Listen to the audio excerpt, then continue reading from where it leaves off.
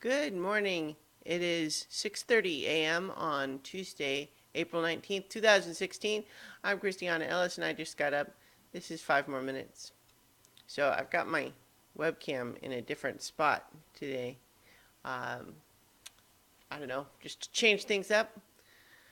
I'm feeling better, although still a little bit out of it. I need some caffeine or something, I think. Improved over yesterday, to be sure, but also still just a little fuzzy. Luna is chiming in for some reason. So yesterday, didn't do too much. As planned, just kind of rested, slept a bunch. Um, Played more of Until Dawn on PS4, and I've now finished the game. Which is not to say that So as described yesterday, it's sort of a choose your own adventure type interactive fiction thing where you're progressing through the game and you're making various decisions that affect the outcome. So, my understanding is that, even just looking at the list of trophies, is that it is possible to have an ending where everybody survives, as well as an ending where nobody survives.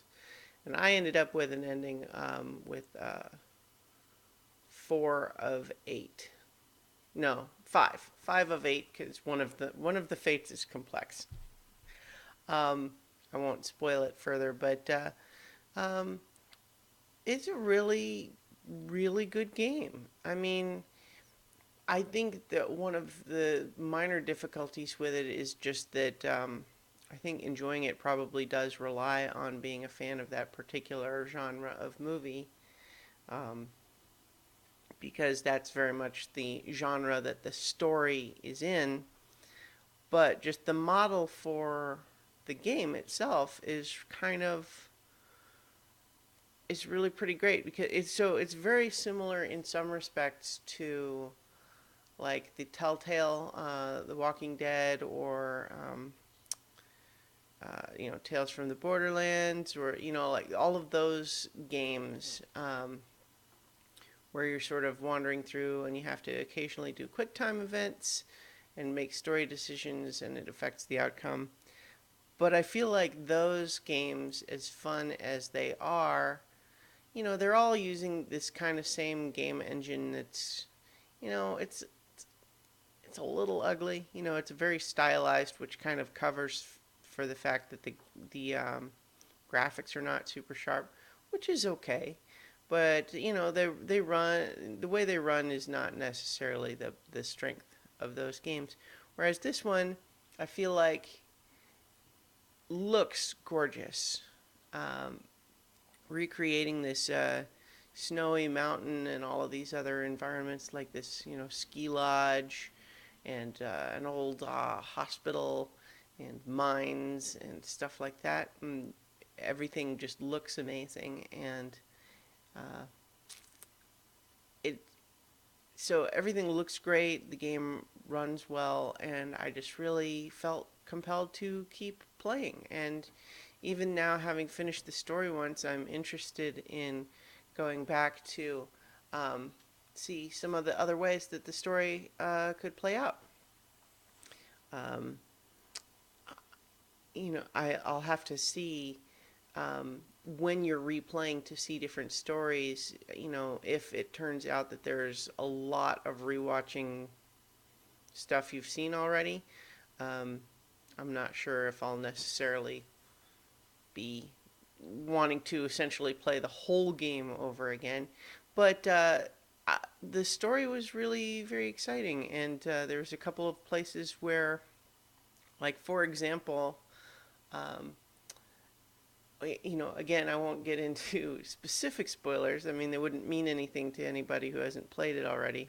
But for example, there's one point where one character finds a weapon, and they have the option to either give it to the other person that they're with or to keep it themselves. And then later, I am playing as the other person, and because my first character chose to keep the weapon and not give it to the second character, when I was later playing as the second character, there's a point at which they were attacked, and they could have survived if they had had that weapon, but they didn't.